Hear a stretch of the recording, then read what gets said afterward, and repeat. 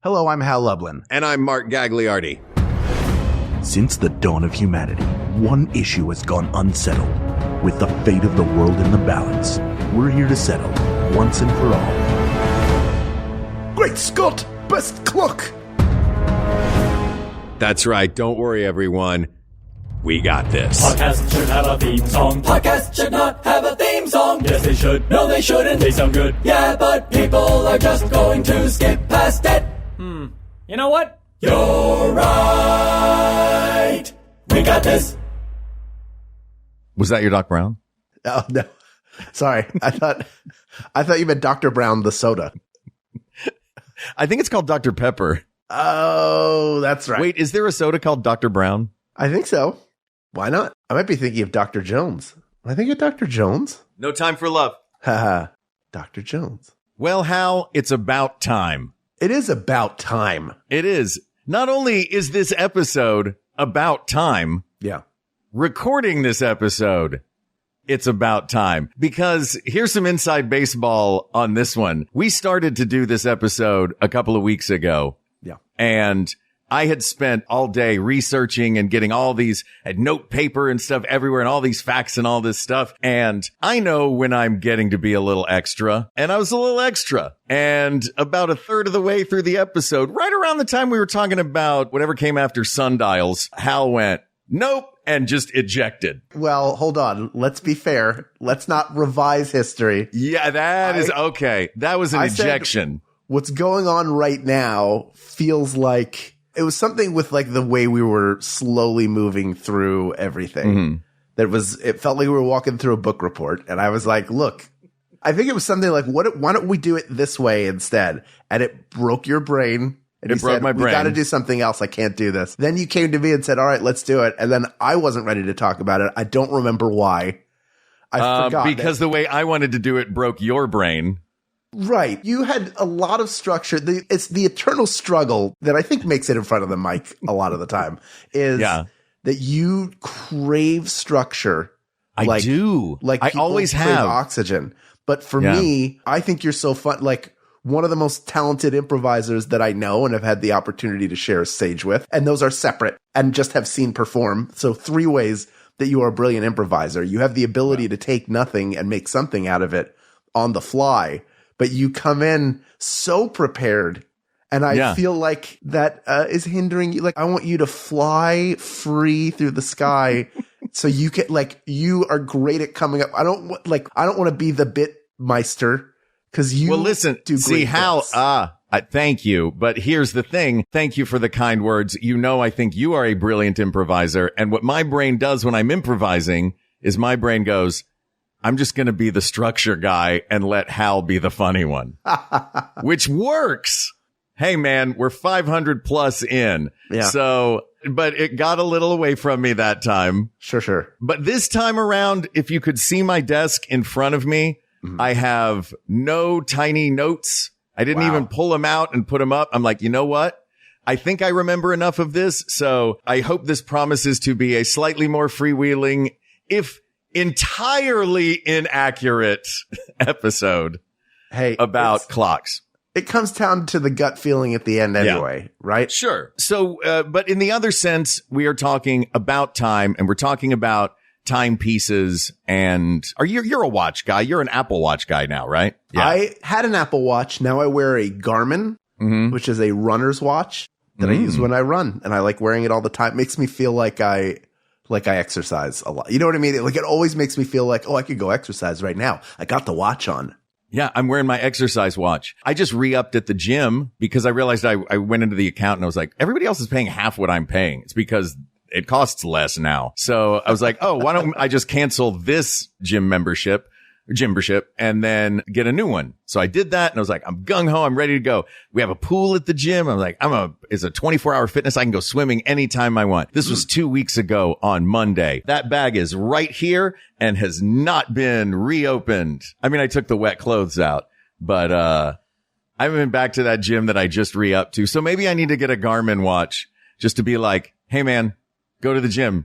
What do you do at the gym? What'd you do there? Swimming. A friend of mine Yeah, years ago said, she was like the best, like numerically the best workout. I know we've done best workout on the show with Sydney Benner. And it turns out it was dancing, which great. Just free dancing by yourself, reckless abandon. Anyone can do it. But her thing was it's calories burned per minute. There is no more efficient workout than swimming. Yeah. Which I was like, that's great, because also I don't like getting hot and sweaty. And if I'm swimming, I don't get hot and sweaty. You don't realize you are. It's because the water's all around you. It doesn't feel the same. Mm-hmm. Yeah, swimming is great. Swimming is a great workout. I'm glad you're doing it. I'm happy that you did it. Doing it once is That all I it did takes. it. Yeah. You know, I'm happy I did honestly, that's like the biggest thing is going and doing it. Yeah. Like I Just getting started. just recently did 2 days of not going to the gym, and I get terrified that I'm never going to go again. So I go back yesterday. I there with the idea of like I'll do a 5K. 5K takes me probably about 33 minutes, somewhere around there. Right on. I wound up after like 20 minutes. I was like, I'm done. I can't do it anymore. I'm tired. Didn't get enough sleep last night. Went this morning, did another 20 minutes. Just to have done it feels good. Like I accomplished something. Yeah. And that's the biggest fight, is to make a habit out of it. And then you figure out what the healthiest version of that is for you, and you do it. Yeah. Yeah. It's that paradigm shift. Yes. And once that happens, then you can tweak it, adjust it. I just gotta be better about making that paradigm shift. Are you still walking every morning at 5? Well, I do the treadmill now instead. I go on the treadmill and I jog. I was like basically sprinting, and then Like you're being chased? walking. Yeah, sort of. And now I just jog. I set it. I jog like probably between 9:45 and 10.5-minute miles. And Hey, I that's do that great. but I can do it for like 34 minutes. I can do it without stopping. It's not I would not have been able to do it for more than 10 seconds when I started. And now I can do it at a reasonable clip for a longer period of time. That's just, you don't know that's happening until you do it. Yeah. Well, good But I job. need to do it is more. disappointing that you're not out walking at 5 every morning, because I called my mom on Mother's Day and we're chatting, and she's like, now I'm doing my walks every morning at 8 a.m. And I was like, oh, that's 5 o'clock in LA. You should just call Hal and chat on your walks. Like, I'm usually up then anyway. yeah. I was like, Mom, just go chat with Hal. He'd love it. Give a call. Yeah. You never call anymore. Never. I never do. You never do. She's lamenting that right now, that you never Well, call her anymore. What can I say? I don't know what to do. I don't know what to do about it. I'm trying to work out, and then I'm eating too much because I'm constantly stressed. Or as we all are. Sure. Stressful time in our lives. But now we get to talk about clocks. And Now we really get to talk about clocks and watches. This was a huge motivator, not only because it tells the time, but because it's like, here's how many steps you should take in a day. And then that's just become, how many calories have I burned? Will it tell me how I sleep? So these timepieces now do so many different things. But you said something interesting in the lead up to this, which I didn't realize. Anything that tells time is a clock. Yeah. All watches are clocks. Not all clocks are watches. There you go. Yeah. So we're going to be going into all different kinds of clocks in this. Were you a watch? Well, we'll get to watches later. I'll ask you about that later on. Sure. I figured that since we are talking about clocks and time, let's take a look at this chronologically, Okay. which I realized I did last time, and we were about 45 minutes in and still talking about sundials. So I get it. It's all gone. It's all that stuff's gone. But let's talk about timekeeping. The sundial was the earliest version. I love a sundial. My grandmother had a sundial, and grandfather, though. I mean, I don't want to leave him out. I don't know which of them put it in. Probably him. It was pretty heavy. Yeah. And it was of a time when she'd be like, you do this. But they had a sundial in the backyard. You got to aim a sundial correctly, Right. because if you don't, then it's always going to be the correct time in relation to wherever you angle it. But Do you think that was the start of it's 6 o'clock somewhere? Like as Yep. long as you it says 6 o'clock. It might not be that here because it's been dark for about 12 hours, I think. I don't know what hours are. It's been 12. Oh, gosh. For 3,000 breaths, it's been dark outside.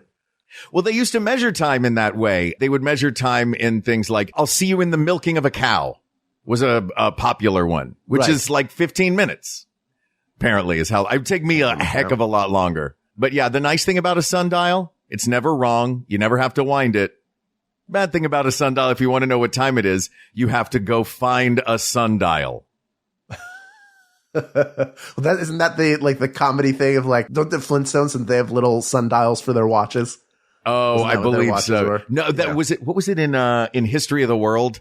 Yeah. When Mel Brooks looks at his watch and it's an hourglass strapped to his wrist. Right. Yeah. Yeah. Yeah, I love that. An hourglass, another great vintage timekeeper. Sure. But all of these are thoroughly inaccurate and really served well in a time when most things were agricultural. So you were just kind of basing your time on where the sun was in the day. You got up when the sun came up and you worked. Yeah. And then, went to bed when it was dark.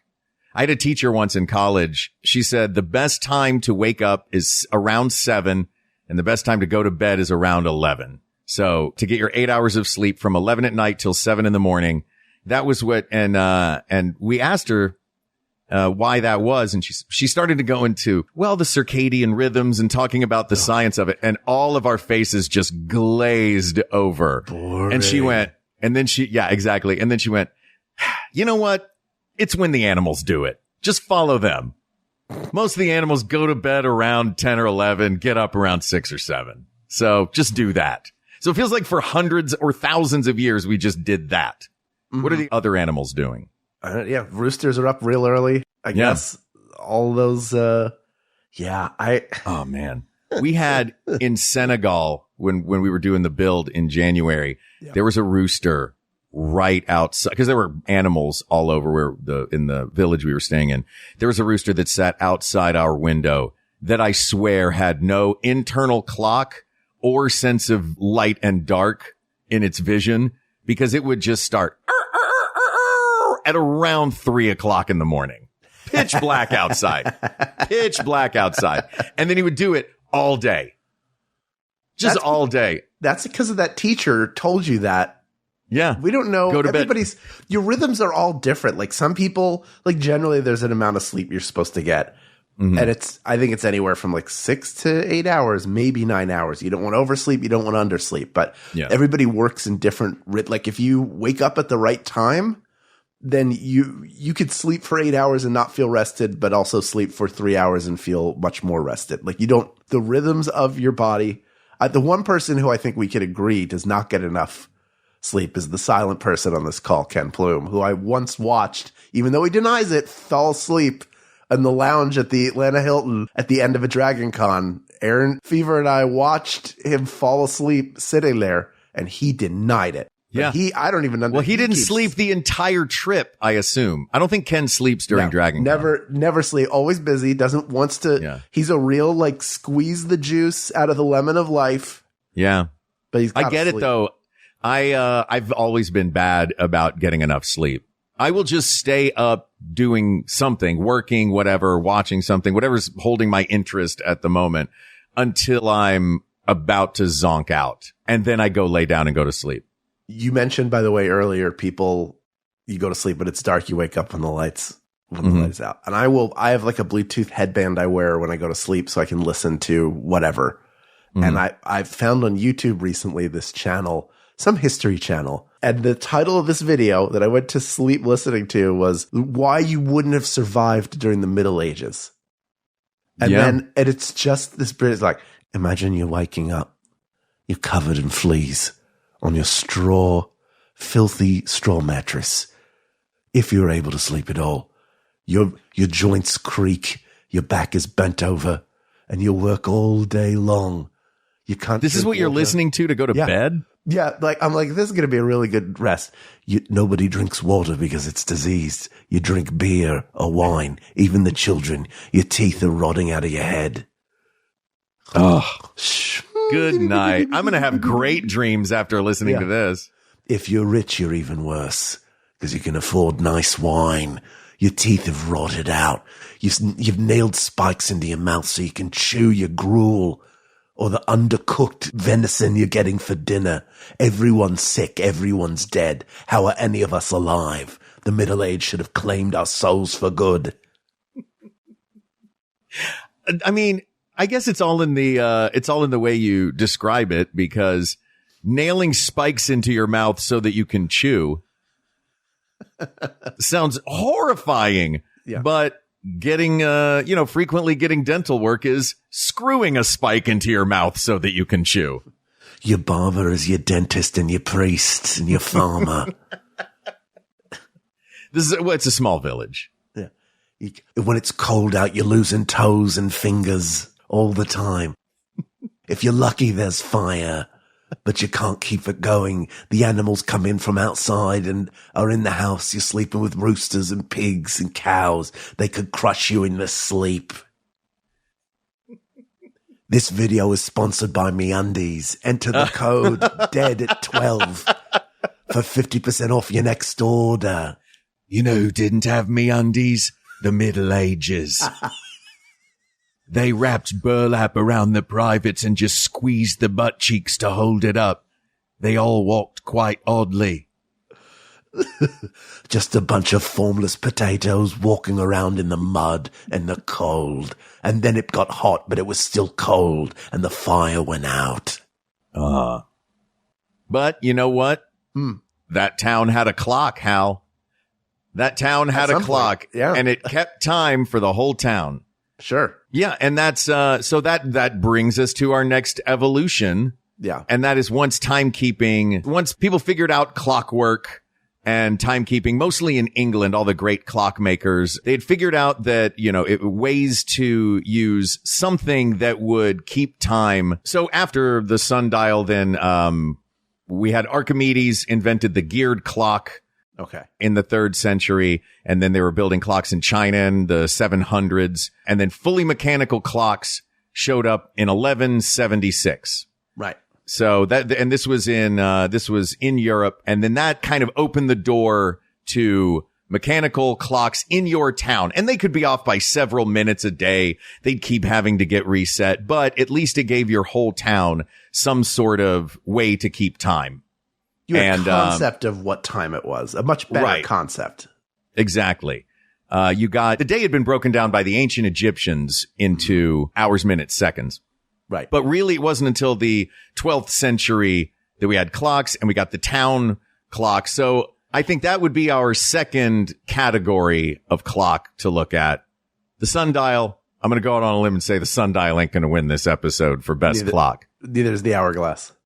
Neither is the hourglass. Neither are the many water clocks, because there were so many clocks back in the day that'd be like, oh, here's a way to tell time. First, you lay these 6 strings gingerly across this dragon boat. And then there's a metal bead, and then we light a candle underneath, and that at certain intervals, the beads would drop. And anything you have to reset that much is horrendous. No, I'm not going to do that. I don't even clean out the fridge. Can I ask you a question, Mark, as we go through this? Mm-hmm. At what point will we get to like the 80s and 90s so I can talk about all the clocks that I want to talk about? We'll get there. Don't you worry. Okay. All right. Yeah. Just we'll get there. Sure. Look, we're pretty early in this episode still, but we're doing this chronologically, Hal. So we've got the sundial, and then we've got the town clock. I think there are some great, we're looking for best clock. Mm-hmm. Are we talking about one single clock? Or are we talking about a genre of clock? Because there's an argument to be made that within the category of the large scale monument town clocks,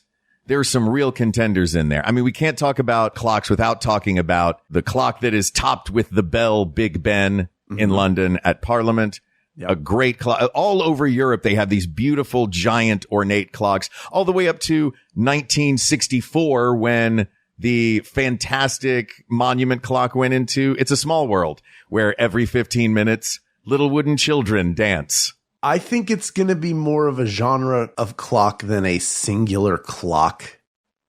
Like, okay, I'm interested in like, what is the best way to continually tell time? And I think we okay, so that's different. Continually tell time. That's a criteria you want to use. When you go to tell time, we're at a point now. If we were doing this in 1211 AD, the answer would be that tower in town. That would be everybody's answer, because it's the only clock that there is. Mm-hmm. And everybody communally had to tell time, no matter how inaccurate it was. And there's still vestiges of that. If you go to, a lot of malls had it. Now they don't because of the Gruen transfer. Are you familiar with that, Mark? No. The Gruen transfer is the act of not having a clock so that nobody has a sense of how long they are somewhere. A mall will like Vegas. But most famously, casinos do not have clocks anywhere in there. You must bring in your own. They don't want you to know what time it is or how long you've been there because then you will leave. And that is what they do not want. Malls pick that up later. I know the Willow Grove Mall where I went, that was an indoor mall. They had like a big clock and did like the bang, bong, bing, bong, like had its chimes on the hour, which is a big thing. Mm-hmm. It is not there anymore, I'm pretty sure. Because why would you want, if you're the mall, why would you want anyone to realize how long they've been there and then try to leave? So we've gone full circle to the communal clock is the worst clock now. See, I disagree. Because a lot of businesses don't even want it there because they don't want you to be aware of what time it is. They want that's diabolical. That's not a plus for. I mean, that's not a detriment to this one big clock. If there were one big clock in the mall, that would be worse for the businesses, sure, marginally, but great for the people who have gone to this place. I'm going to push back a little bit on something. Okay. I don't think that convenience is the only factor. If we are picking the best clock, we're not picking the most convenient clock.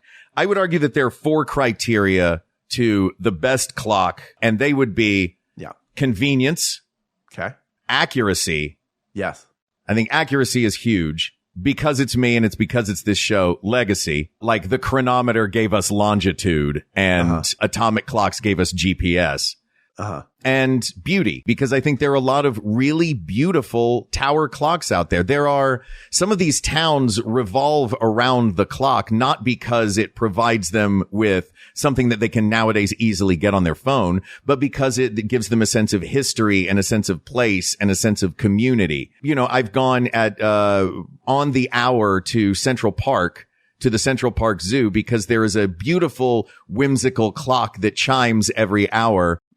Much like the Disneyland, It's a Small World clock, but its little animals come out. Little woodland animals come out and dance in this clock. I think the cuckoo clock is a big contender, not because of its convenience, but because of its beauty. Sure. That clock in Central Park, how do you know when it's going to go off?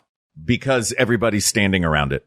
Right, but how what alerts you that it's I know what you're I know what you're looking for. You're looking for the convenience. It's not checking that clock. Let's take a break. We come back. I think we've pretty well eliminated every non-accurate clock that exists.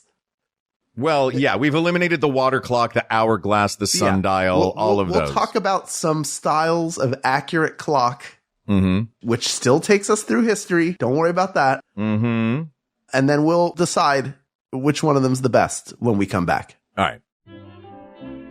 This episode of We Got This with Mark and Hal is brought to you in part by In Media Res, a scripted fiction podcast from the Good Story Guild. Love our friends over at Good Story Guild. This whip-smart and darkly comic limited series follows an unknown actor given a huge franchise role in the Hollywood machine that upends his life. Hal and I have been in this town long enough to see a lot of people with the ups and downs get huge roles, and it really does. I've seen it upend lives. This is some inside baseball. If you like stories like that, if you like crazy Hollywood stories, this is for you. Also, there are 6 original songs in this that all sound like they should be opening songs for Bond movies. So just for the music alone, check it out. And if that's not enough, our old friend James Urbaniak is in it playing a Greek chorus. What is not to love? They have an all-female creative team. It was written by Hollywood insiders, and the entire series of In Media Res is out now. So you can listen, rate, and review it wherever you get your podcasts.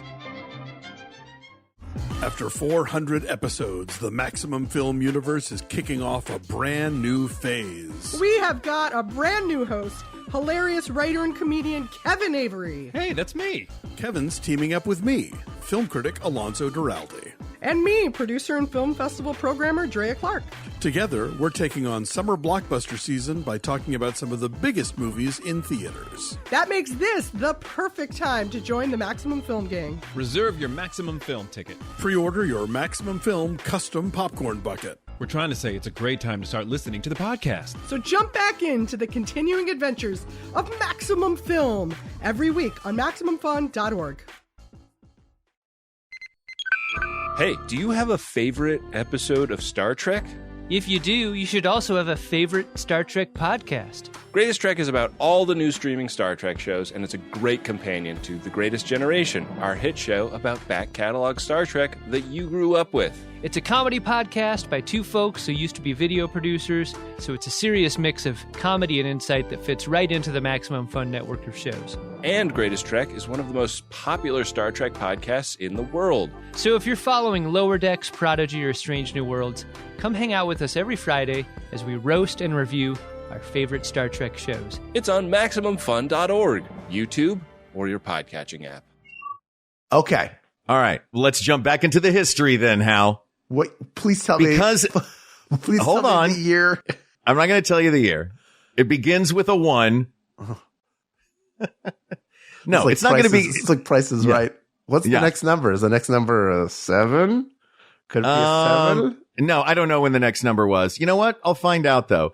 No, the next number. Yeah. See what you did? No, then we wind up with different ways of keeping that time because that's a big part of the clock is how does it stay accurate? Mm-hmm. It started with you have to have something to maintain the time. It was pendulums next for a long time. Then it was springs and then it was quartz crystals. Starting around the 70s, quartz crystals became the one that electronic clocks would use. They vibrate at a certain frequency that is divisible by 60. So that became the standard way to do it. You also vibrate at a frequency that's divisible by 60. Yeah. And as these different methods of keeping it accurate got more and more accurate and got smaller, then we can start talking about things like you've got the grandfather clock, which is another one aesthetically, the cuckoo clock and the grandfather clock.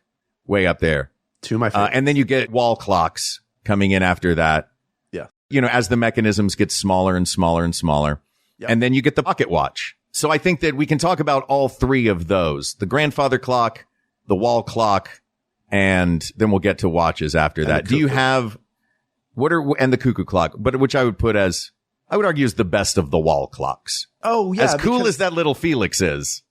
Yeah, the Felix / Garfield, all of those are great. The Harold Lloyd clock. I mean, you're appealing to my inner Back to the Future and outer Back to the Future fan and all of the different the opening shot of Back to the Future. Yeah. Yes. I love a grandfather clock because it makes me think of a mystery. Like I always expect there to be a way to enter the clock. It should be a door. Yeah. You open the door. It should take you to a staircase. And it feels like the kind of place that has like wainscoting. If you have wainscoting, you also have a grandfather clock. Like I would love to, like you've been to my home now. I don't think a grandfather clock works there because the grandfather clock goes one place and one place only. And that is the thin hallway on the top floor at one end or the other. Yeah, where there's windows on either side and billowing curtains because there's a storm outside and the windows are still open. But I love. We had a grandfather clock growing up. You had one? Oh yeah, we had. It was like the centerpiece to our living room. Was this big, beautiful grandfather clock? I used to love winding it because it's got the little key. You would open it up. There was a little key in the bottom. You take it out. It's like playing The Room, and we'd wind it up, and you watch the little counterweight go up, and then you hit the pendulum, and it starts again. And you could set it to Westminster chimes or whatever different chime setting you wanted. It had actual little bells inside. So it was the practicality. I think for me, that's one thing that I really like is the beauty of clockwork. Yes. You know what I mean? Yes. All the gears, beauty of the gears. Exactly. Mm-hmm. So the beauty of the gears and the springs, as wonderful as the clock that is on my phone is, it's fine. It tells me the time, but there's no aesthetics to it. There's no, my phone does not have the same mechanisms inside that my watch does. And I love a good analog, accurate, Yes. But just there's something really beautiful about a grandfather clock and a cuckoo clock. Cuckoo clock has the added benefit of a little show. I love a little show. I love a little show. The more ornate it is, the better. Give me one for the holidays. I would love to have a cuckoo clock. I think it would drive Jennifer insane, and it would be turned off immediately. Like the bird would have tape over its mouth. It would just get to a certain point. Like, oh, this hang on cool a second. Once. Can't have this. How? Hang on. Is that not how I make it quiet? The bird would have tape over its mouth? Yeah. The bird mouth. you know, if you need to turn down the volume on a TV show, do you just walk up to the screen and put tape over the news anchor's mouth? Yeah. Yeah. Does it work? It hasn't yet, but I'm thinking I'm not putting the tape in exactly the right place because I feel like every time I lay it down, they change the angle and then his mouth is somewhere else. Yeah. Their mouth. Yeah. That's the problem. Yeah. I'm sure that's what it is. That's the problem. Oh, that day is going to blow your mind, though, when you put the tape over Anderson Cooper's mouth and he's going. Yeah. Take that, Anderson. Not today. Not today, Cooper. Yeah. Daddy needs a nap. Yeah, I love the idea of a cuckoo clock. I like to visit a cuckoo clock. I would not want one going off in my home constantly. Yeah. I like visiting a clock store and going right to the cuckoo clock section. Sure. But I think that is also why the thing that's great about it is also the thing that's obnoxious about it. And I think it can't be the best clock for that reason. That its plus is also a minus. Do you agree? I don't know. It's not about the clock, right? It's not really about what time it is. It's about what's the show. I want to see the show. Yeah, I want to see the little show. Yeah. Right. And the thing is, you can turn it off if you don't want the little show every hour. But then you just have a wall you just have a wooden wall clock. Boring. Yeah. Yeah. I think a lot of these, looking at those criteria, convenience, accuracy, beauty, and legacy, the ones that are a 10 in one category are by their very nature going to be lower in another category, because the most convenient clock is the clock on your phone. Obviously, the most convenient clock is an iPhone or a Apple Watch, because it's it functions like a watch. You can look at it and it will tell you the time, and it will also tell you myriad other things. You can change the faces. There's all kinds of stuff you can do. Yes. And they're great. I love an Apple Watch. I love a wristwatch, but there's not the beauty and the clockwork. If we're coming up with best clock, I don't think it can be the thing that I just pick up that does a million other things, even though it does tell me the time. And it is convenient. It has a clock. It is not a clock. Yeah, it has a clock on it, but everything has a clock on it. There are 3, if I'm standing in my kitchen with my phone in my pocket, there are 3 clocks in that room. Yes. The oven, the microwave, and my pocket.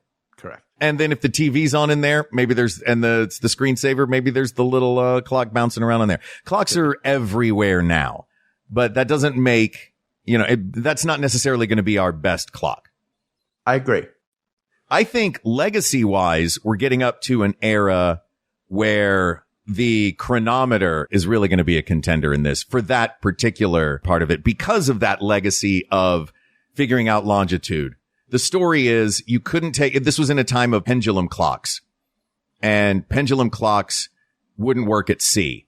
So because pendulum clocks wouldn't work at sea, you couldn't look at where you were. There's a way that you had to use time, and you had to use accurate time to know where you were longitudinally. Latitude was a lot easier to deal with, but solving the problem of longitude, the chronometer really gave us the maps that we have now. Like, we have an accurate picture of what the world looks like. Not only that, but there was a chronometer, one of the early chronometers that they were testing out sent Darwin to the Galapagos Islands. So then you've got all kinds of everything that came out of that. Like, something as simple as figuring out how to have a clock at sea did so much for the world. But is it beautiful? Not necessarily, unless you have a really ornate captain's clock on that big table with the map and the charts. And I'm guessing a bucket of swords, maybe like sword bucket, maybe like a big blunderbuss gun. Sure. The table folds up into the floor. For those of you who, like me, heard chronometer and went, say who now? It's a box clock. Clock in a box. A box clock. Clock in a box. Basically. Sure. It is a clock in a box. Yes. But it uses a different mechanism to keep the accuracy than a pendulum. Right. Yeah. It's different than the pendulum. So a chronometer, big for me in that. Later on, though, once it got even smaller, then we get to the pocket watch. Yeah. Now we're talking the pocket watch. Are you a pocket? Were you ever a pocket watch guy, Hal? I think I had one, or my dad had one that belonged to my grandfather that I would play with and pretend like I was a fancy person. Who like, oh, the time, it's in this small watch pocket in my vest. Like, let me pull it out and check the time. It's got a fob and chain and everything. Oh, yeah. I love the idea of it, but I would rather Then World War I believe, is when the wristwatch was invented because pocket watch became you couldn't really practical. Carry pocket watch. It actually was not invented in World War I, but popularized. It was popularized for men in World War I. Wristwatches had been worn by women for a long time leading up to that. As the mechanisms got smaller and smaller and smaller, and and you could the machines got good enough to make tiny, tiny, tiny gears. Then they got popular with women as a way to tell time for their delicate looks that they could give to them. Cartier making their famous watches. Right. But yeah, it was World War I when soldiers first started wearing wristwatches, and then everyone was like, oh, well, this is great. But I want to go back to the pocket watch for a second, because I think the pocket watch has, and look, you know my aesthetics. Look around my apartment. I'm very into old timey. Sure. I realized recently, after watching yet another documentary like I do about assorted pop culture things, that the aesthetic of TGI Fridays that came around was the gay 90s, the 1890s, where everything was a little flashier. It was an answer to mid-century modern. No, we're not getting rid of we're not making everything look cool and sleek. Let's make everything look as gaudy and Victorian and flashy as possible. And it was in that moment I realized that my personal aesthetic is TGIF. Oh. You want old phones on the wall and crossing signals. Oh, I love that stuff. And that's a pocket watch to me. I think a pocket watch can be a washboard. I'm not a Cracker Barrel. I'm a TGI Fridays, Hal. There's a washboard up on that wall too. Don't think that's don't get it twisted. It's not just Cracker Barrel. Please. Cracker Barrel is just a Dixie TGI Fridays. That's right. It's TG Y'all Fridays. Thank God Y'all Fridays. Yeah. Actually, would it be like TTLIF? Thank the Lord it's Friday. Yeah, that works too. But I think that because of that possibility for both beauty, and you can have a super ornate pocket watch with all that intricate clockwork inside it. And nowadays it can be, if it's not a 10 in convenience, it can be a 9 in convenience. If it's not a 10 in accuracy, it can be a 9 in accuracy, and still be like, it can rank pretty high on all of these criteria. I think the pocket watch, and legacy wise, during the Civil War was when they figured out how to mass produce pocket watches. Right. And that's what put the time in everyone's pocket all the time. Mm-hmm. Which led to, we didn't even talk about, going back a little bit, they standardized time around the United States because of the trains in the middle of the 19th century. And everybody's wearing pocket watches now. And that's why we have coffee, because everybody had to start getting to their factory jobs at the same time instead of waking up with the sun on their straw beds with their no teeth and their fingers that they lost daily. Your hands are feet, and your feet are nubs, and your nubs are cold. You slept with a rooster the other night. Your spouse isn't happy about it. And neither is the donkey. Slept with a rooster. Oh, goodness. This took a turn. Your brain is porridge, and your porridge is dirt. And the dirt is ice. And the ice only exists in theory. By the transitive property, dirt only exists in theory? This is blowing my mind, Hal. Welcome to my channel. Don't forget to like, comment, and subscribe. This historical misery is brought to you by Glassdoor. Review your company or find a new job. The executive headhunt doesn't have to be as difficult as taking a wee in the Middle Ages. Go to glassdoor.com/suffering. So you are you're the town dentist, barber, bloodletter, and podcaster. Podcasting's just shouting out of your window. That's a medieval podcast is just because two people lived adjacent and had to yell from window to window. And there was one guy down below them every day waiting, like, well, it's 4:00. They usually drop at 4. Where are they today? I wonder what the topic will be. Why aren't they fighting? You know what's funny? I wasn't expecting this, but because of it hitting all of those criteria, the pocket watch has at this point moved to the front of the pack for me. For you, of course. Yes. Yes, yeah. It has.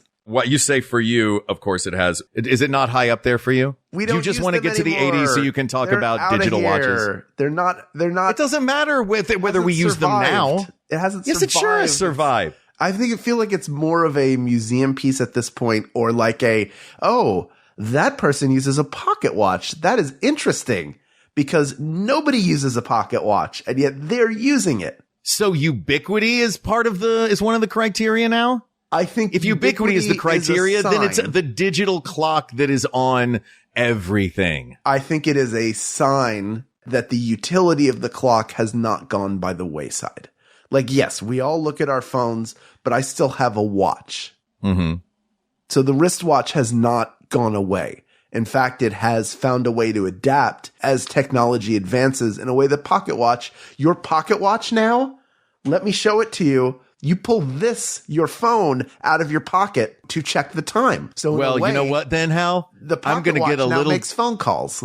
I'm going to get a little gold chain and I'm going to start wearing a vest and I'm going to keep my phone on a gold chain that drapes from one pocket on my vest over to the other side. And then anytime someone asks me what time it is, I'm going to pull out my phone on a chain and begin with, I'll say, it's already. And then whatever time it is. Having your phone attached to a chain attached to your pants could mean you're doing that. It could mean you're about to go to a 311 concert. We don't know yet which one of those it is, but it could be either one. If you have your wallet chain and your phone chain, then you would just look like Jacob Marley walking around. Everybody that you saw would think you were going to warn him about 3 ghosts. I wasn't ready to make an endorsement, but the more I think about this and looking at it, I do think the wristwatch is the answer because it can be super fancy. It is a fancy collector's item for some who will spend hundreds of thousands of dollars on a watch. It can be a cheap little plastic digital watch that a kid wears. It can be used for activity. Now it's become like a health monitor, the Apple Watch, the Garmin Fitbit. There's an entire fitness movement around it, but there's also just a general, I like a nice watch. I like the feeling that it has. Like I have a good Swiss Army, like a Victorinox watch or like a Timex, which is meant to take a licking and keep on ticking. Like you have these different brands over time that as it went from analog to digital, the pocket watch became generally obsolete. But the wristwatch continued on, and it was at the forefront of the digital revolution. Now it is at the forefront again of the information revolution. Like it finds a way. There's no reason. The fact that the wristwatch has continued to survive is a major point in its favor. Yeah, I would agree with that. And I think that you can have really beautiful wristwatches. I mean, there's a reason there are wristwatches that cost $500,000. Yeah. And who was the company? There's a Swiss company. I don't remember which Swiss company it was that was they made the world's best watches. Switzerland became known for their clockwork, made the world's best watches. I was just going to say they did not adopt quartz. They were like, no, quartz is pedestrian. Quartz is going to, ruin I think you have to draw a difference between a timepiece, which I've discovered is not just anything that tells time, but in fact a very specific word that means a fancy non-quartz driven wristwatch. Like a Rolex would be. Sure. Rolexes or any of these super luxury brands that are designed to be a work of art as well as a wristwatch. Yeah. But you mentioned the plastic digital watch that you have when you are a kid. Yes. That's not what I'm talking about. I think if we're going to choose the watch, then we're going to need to draw a distinction between the best clock is not a little red plastic watch with a digital display on it. No, but the fact that the wristwatch can be the little transformer that I got out of a plastic bubble that was like, it turns into a robot. It also tells time, but can also be one of the most expensive accessories that you can wear for a nice night out is a lot of ground to cover. If we had chosen the cuckoo clock, it wouldn't be specifically the one that is super ornate outside of It's a Small World. It could be that. It could be the little bird that pops out. It could be a bunch of people lederhosen coming out and doing the mountain climber song from Price is Right. Could be anything. The thing that covers, I think, the most ground for me is a wristwatch because the general idea of it remains the same. It's got a strap of some sort that affixes it to your wrist. It's got a main face that can be digital, that can be analog, and it can have as many complications or as few as you want. It can just tell you the time. It can give you the date. It can give you the temperature. It can give you your heartbeat. Like, it can do all of those things. But I also want to talk, I feel like we're close to circling towards the landing, whatever we choose. Can I bring up a couple of clocks that I really like? Please. Okay. I think we've, hold on, let me show wristwatch, and we got digital in 1970s, and, okay, then quartz, and the swatch. And, okay. Yes. There is one more clock that I would like to talk about chronologically. Go ahead. That will bring us up to right now, but I'm curious what clocks you wanted to mention. 3 clocks. One was an alarm clock that was also within a softball. It's in the shape of like a baseball, but it was a soft baseball. And when your alarm went off, you took it and threw it against the wall to turn it off. That's number one. I had one of those almost immediately. Yeah. It was a very soft, squishy ball with a little alarm clock. Yeah. A little alarm clock. I think it was that a Sports Illustrated? Order the magazine and you get this for free? This was my brother's, but I stole it and I would use it all the time. I'm sure it was, but you could also just buy them. Oh, okay. The number 2. The football clock. Yeah. The other Sports Illustrated clock.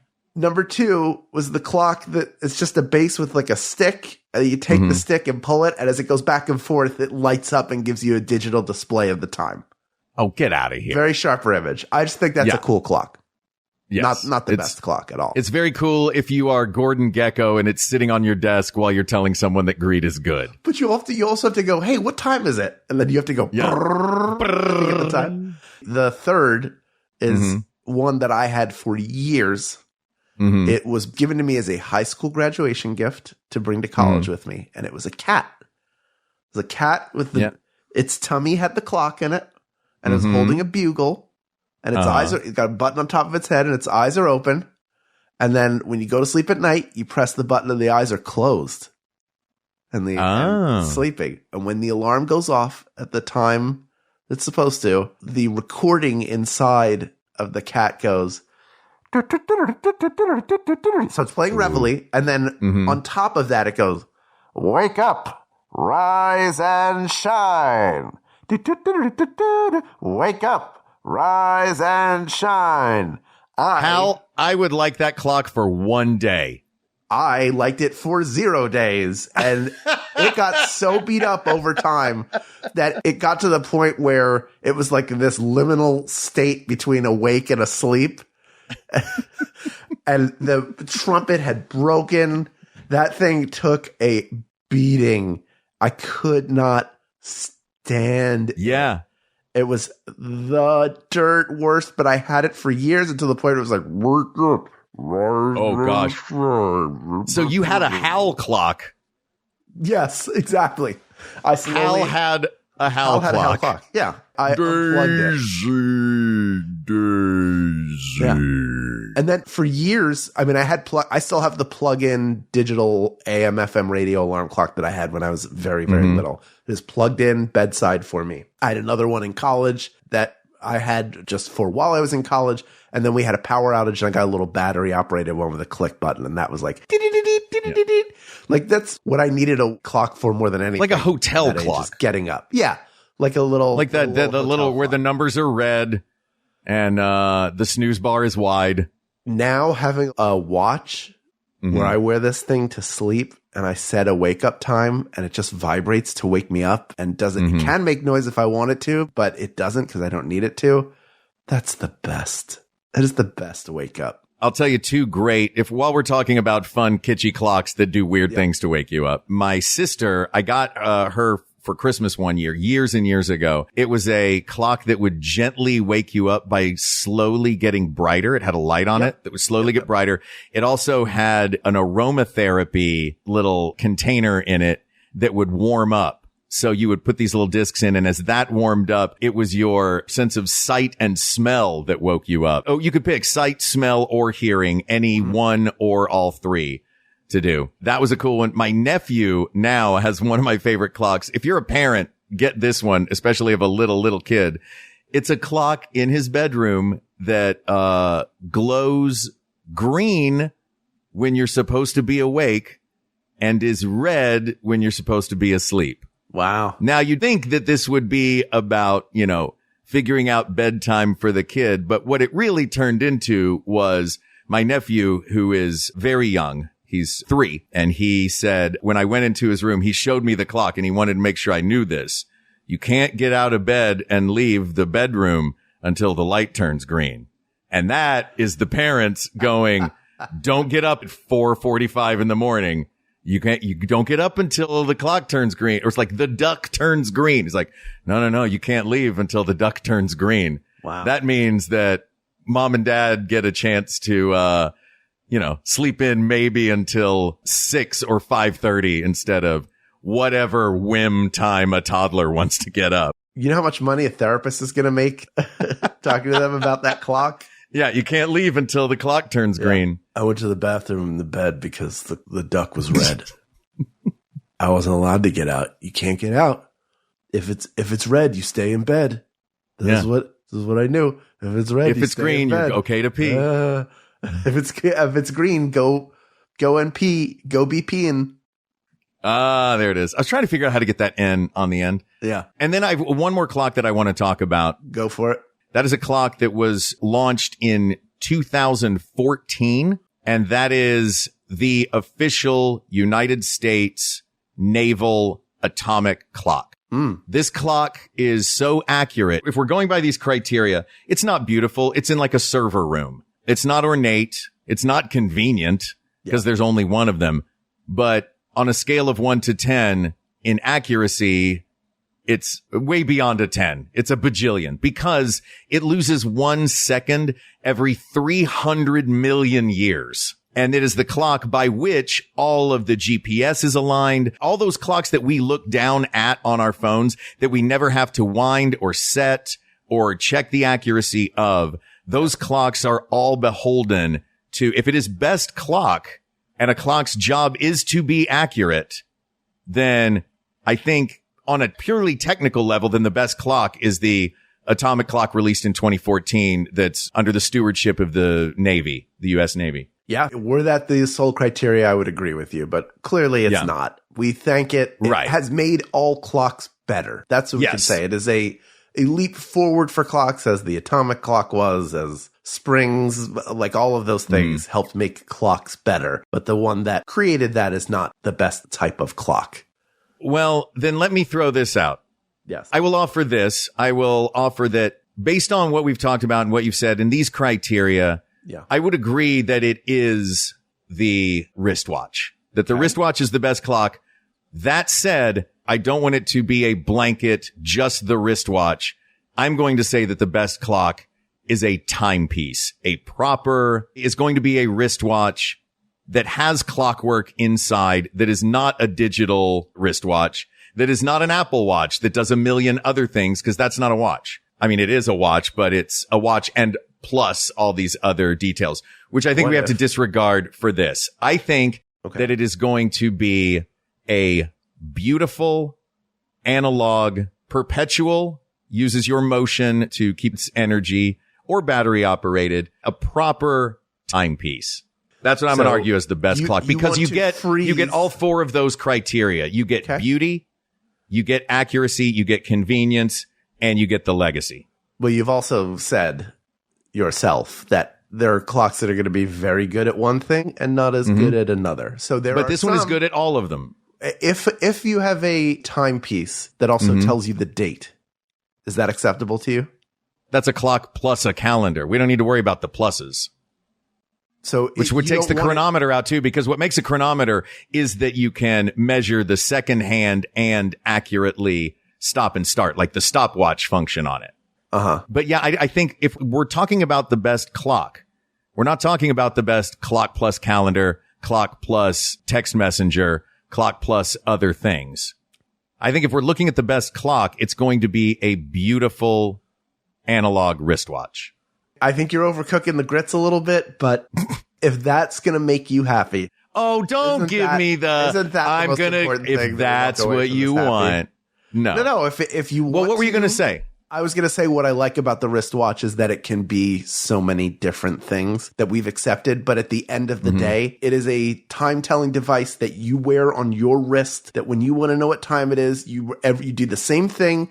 If it's a $1 billion watch or a $2 watch. You raise it up, you look at it, it tells you the time. If it can do other things, great.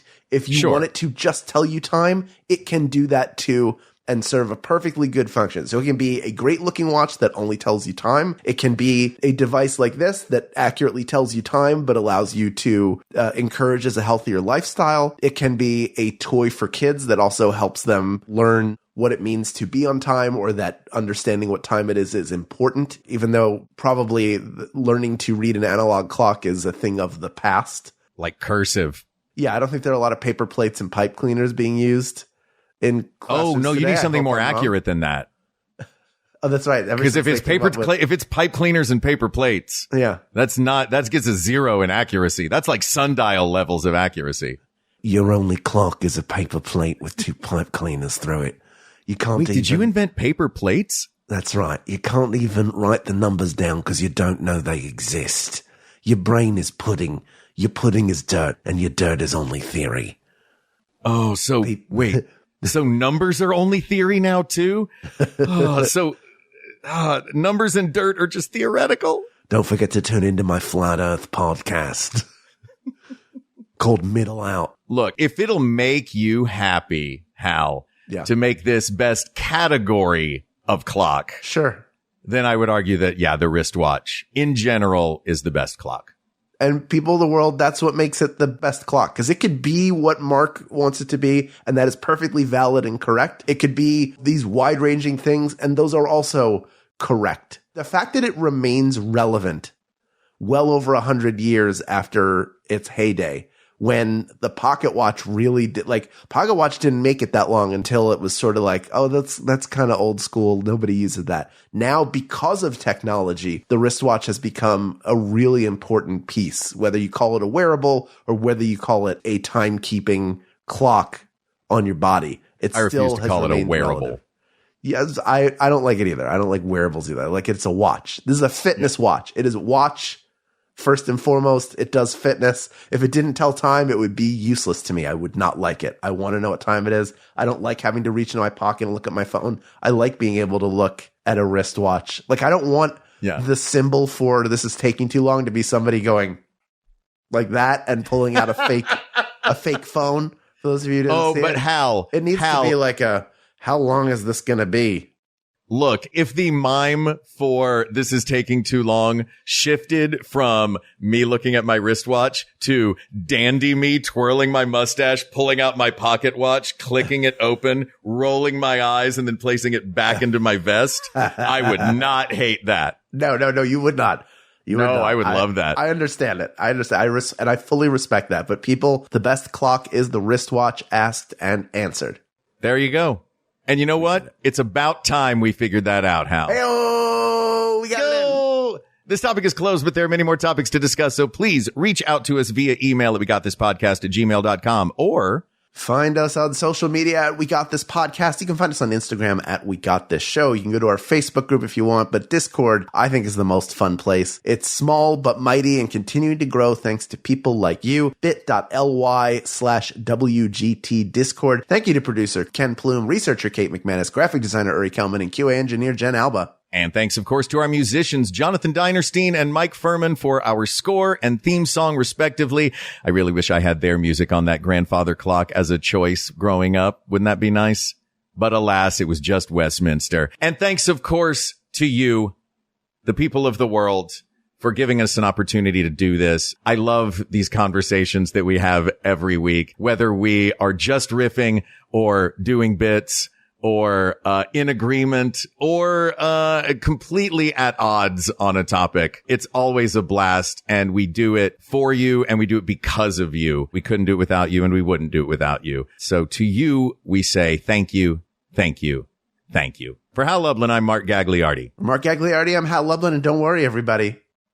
We got this. We got this. Maximum Fun, a worker-owned network of artist-owned shows supported directly by you.